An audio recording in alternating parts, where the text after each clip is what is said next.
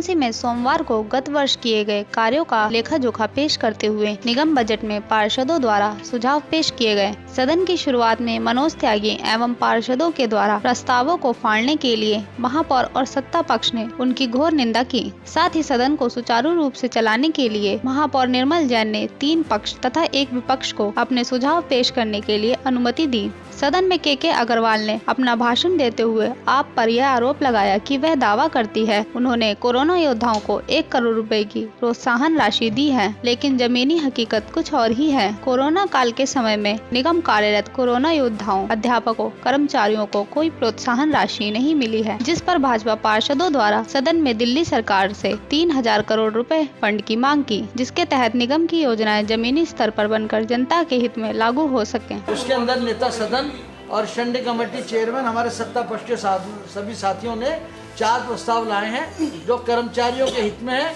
जो नियमितीकरण के लिए हैं। जो कर्मचारियों का नियमितीकरण नहीं हो पा रहा उसके लिए हमने कमिश्नर को आज ऑर्डर किया है, कमिश्नर को निर्देश दिया है कि आप तुरंत ही आप जो है ना सदन की भावना के अनुरूप ये नियमितीकरण की प्रक्रिया आरंभ करें। हेल्थ चेयरपर्सन कंचन ने स्वास्थ्य बजट में 8% से बढ़ाकर 14% इजाफा करने की मांग की, जिससे स्वास्थ्य क्षेत्र में अधिक विस्तार हो सके, जिस पर आपके पार्षद भड़क उठे तो महापौर ने कहा कि विपक्ष बजट पर चर्चा करने को उत्सुक नहीं है। तभी आपके मनोनीत पार्षद घनेंद्र भारद्वाज ने बजट से हटकर चर्चा करनी शुरू कर दी, जिससे सदन में काफी गहमा गहमी का माहौल पनप उठा। भाजपा पर निशाना साधते हुए कांग्रेस की निगम पार्षद ने प्रस्तावों को प्राइवेट बताकर कहा कि प्रस्ताव कर्मचारियों के हित में नहीं है। साथ ही उन्होंने प्रॉपर्टी टैक्स को आय बढ़ाने का मुख्य स्रोत भी बताया।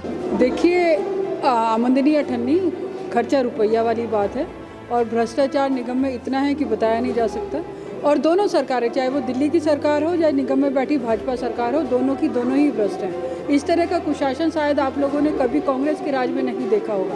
15 साल शीला जी का राज रहा, केंद्र में मनमोहन सिंह जी का राज रहा। कभी भी इस तरह की राजनीति हम लोगों ने लोगों के साथ नहीं करी। हमेशा पैसा टाइम पर आया, सैलरी टाइम पर मिली। इस पेंडेमिक टाइम पे भी, मतलब कोरोना काल में भी हमारे सफाई कर्मचारी, हमारे दलित भाइयों को सैलरी नहीं मिल रही। और ये मतलब सिर्फ आरोप और प्रत्यारोप की राजनीति करते रहते हैं। आज बजट पे चर्चा थी तो जो साल भर का हमारा लेखा जोखा होता है वो हमें कहना होता है, और जो हमें सच्चाई दिख रही है, क्योंकि पैसा बहुत है निगम में।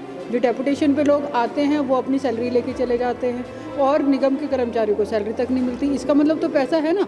दूध का दूध, पानी का पानी तभी होगा जब कोई ऑडिट करेगा। कोई इंटरनल ऑडिट भी नहीं होता है, कोई बाहर का CAG रिपोर्ट भी हमें नहीं मिलती है, तो हम लोग किससे और कहाँ बात करें।